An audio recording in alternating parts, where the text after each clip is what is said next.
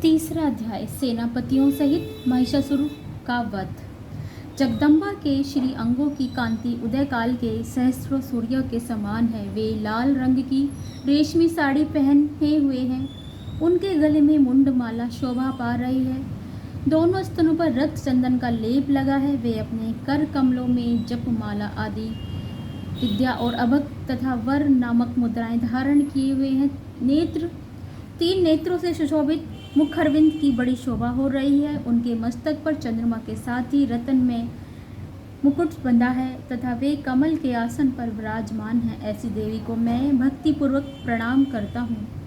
ऋषि कहते हैं, दैत्यों की सेना को इस प्रकार तहस नहस होते देख महादैत्य सेनापति चक्षुर क्रोध में भरकर अंबिका देवी से युद्ध करने के लिए आगे बढ़ा। वह असुर रणभूमि में देवी के ऊपर इस प्रकार बाणों की वर्षा करने लगा जैसे बादल मेरुगिरी के शिखर पर पानी की धार बरसा रहे हो। तब देवी ने अपने बाणों से उसके बाण समूह को अनायास ही काट कर उसके घोड़ों और सारथियों को मार डाला। साथ ही उसके धनुष तथा अत्यंत ऊंची ध्वजा को भी तत्काल काट गिराया। धनुष कट जाने पर उसके अंगों को अपने बाणों से बींध डाला। धनुष, रथ, घोड़े और सारथियों के नष्ट हो जाने पर वह असुर ढाल और तलवार लेकर देवी की ओर दौड़ा।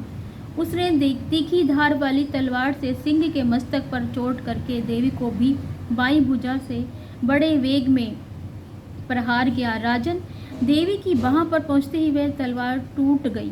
फिर तो क्रोध से लाल आंखें करके उस राक्षस ने शूल हाथ में लिया और उस महादैत्य ने भगवती भद्रकाली के ऊपर चलाया। तब शूल आकाश में गिरते हुए सूर्य मंडल की भांति अपने तेज से प्रभावित हो उठा।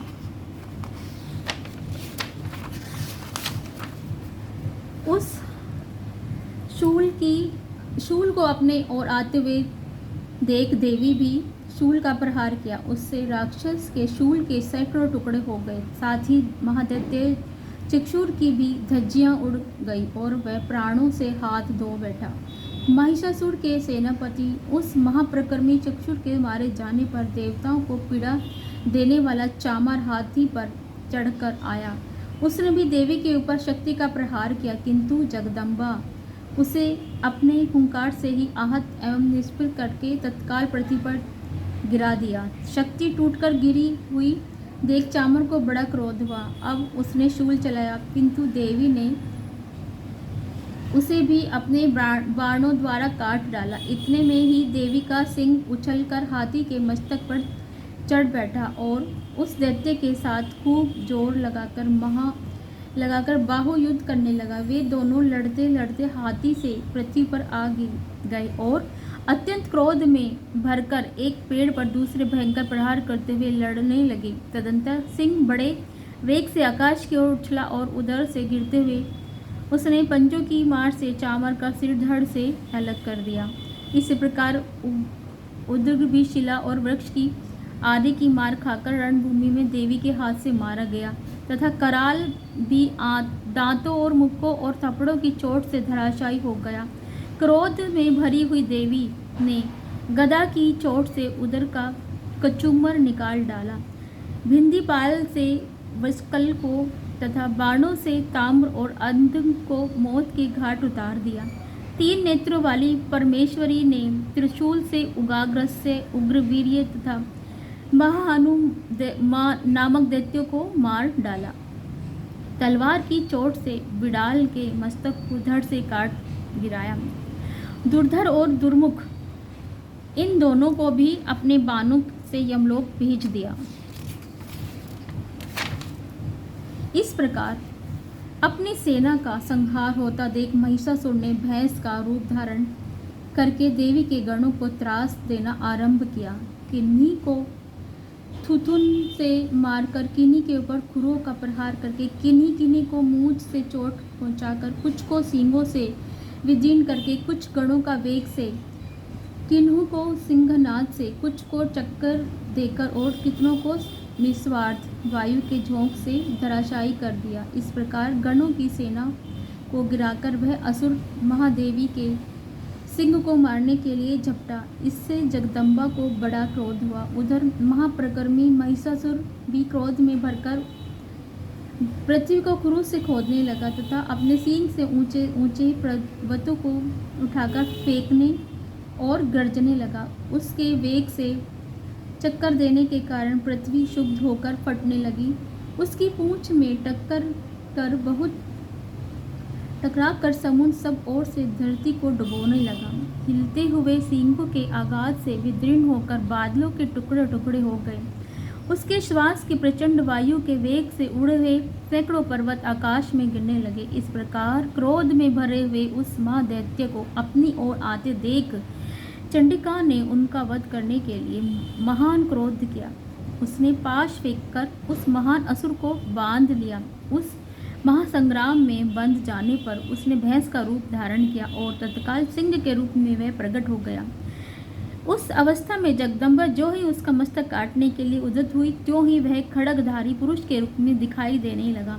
तब देवी ने तुरंत ही बाणों की वर्षा करके ढाल और तलवार के साथ उस पुरुष को भी बींध डाला। इतने में ही वह महान गजराज के रूप में परिणित हो गया तथा अपनी सूंड देवी के विशाल सिंह को खींचने और गर्जने लगा। खींचते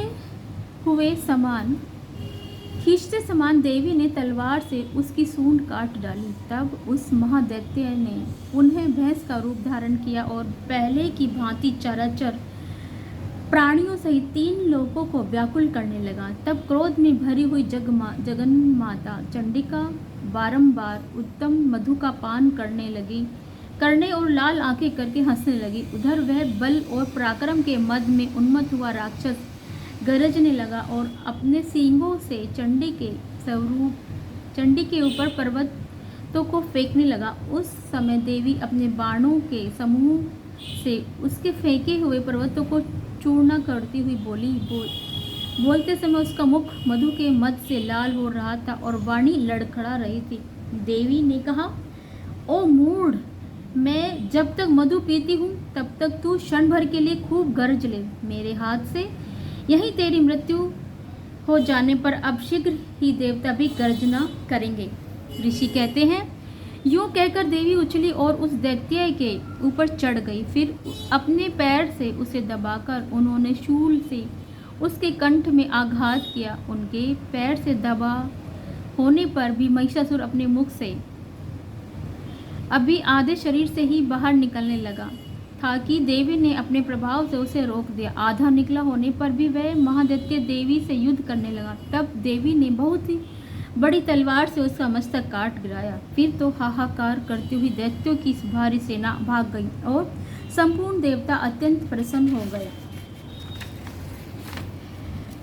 इति श्री मार्कंडेय पुराण में सर्वमणिक मन्वंतरे महादेवी महत्य महिषासुर वध नामक 3 अध्याय समाप्त हुआ। जय माता दी, जय माता दी, जय माता दी। देवताओं ने दिव्य महिषियों के साथ दुर्गा देवी का स्तवन किया। गंधर्वराज गाना गाने लगे तथा अप्सराएं नृत्य करने लगी। इस प्रकार मार्कंडेय पुराण में सर्वणिक मन्वंतर की कथा के अंतर्गत देवी महात्म्य में महिषासुर वध का नामक 3 अध्याय पूरा हुआ। जय माता दी, जय माता दी, जय माता दी, जय माता।